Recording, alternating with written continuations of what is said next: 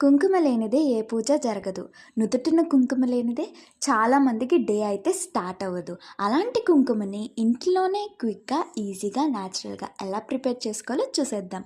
ఒక గిన్నె తీసుకొని అందులో 2 టేబుల్ స్పూన్స్ ఆఫ్ పసుపుని యాడ్ చేసుకోవాలి. యాడ్ చేసుకున్న తర్వాత హాఫ్ లెమన్‌ని స్క్వీజ్ చేసుకోవాలి. స్క్వీజ్ చేసుకున్న లెమన్ జ్యూస్‌ని మంచిగా మిక్స్ చేసుకోవాలి పసుపులో. మంచిగా మిక్స్ అయిపోయిన తర్వాత 1 spoon of baking soda add చేసుకోవాలి. యాడ్ చేసుకునే దాన్ని కూడా మంచిగా మిక్స్ చేసుకోవాలి. లాస్ట్‌లో కొబ్బరి నూనె గానీ, నెయ్యి గానీ యాడ్ చేసుకొని మంచిగా మిక్స్ చేసుకోవాలి.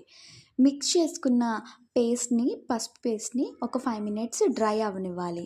డ్రై అయిన తర్వాత ఇన్స్టెంట్‌గా కుంకుమ అయితే మన ఇంట్లోనే న్యాచురల్‌గా ప్రిపేర్ అయిపోయింది. బబుల్స్ లాగా వచ్చి కుంకుమ అనేది కలర్ చేంజ్ అవుతుంది. న్యాచురల్ కుంకుమ అయితే రెడీ అయిపోయింది. పూజలోకైనా, నుదుటిన కుంకుమలా అయినా పెట్టుకోవచ్చు. Thank you for watching. నా వీడియోస్ కానీ మీకు నచ్చినట్లయితే నా ఛానల్‌ని ఇలాగే సపోర్ట్ చేయండి. Bye bye.